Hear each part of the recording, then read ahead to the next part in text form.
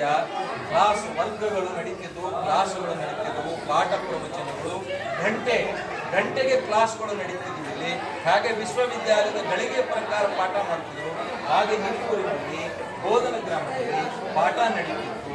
ಅದಕ್ಕೆ ಇವತ್ತು ಅದಕ್ಕೆ ಬೋಧನೆ ಅಂತ ಕರೀತಾರೆ, ಬೋಧನ ಗ್ರಾಮ ಅಂತ ಕರೀತಾರೆ. ಆಡು ಭಾಷೆಯಲ್ಲಿ ಬೋಧನೆ, ಅದಕ್ಕಾದ್ರೂ ಪೂರಕ ಇರುವ ಬೋಧನವಾಡಿ, ಚೋಳವಾಡಿ ಇದೆಲ್ಲ ಈ ಊರಿನ ಸುತ್ತಮುತ್ತ.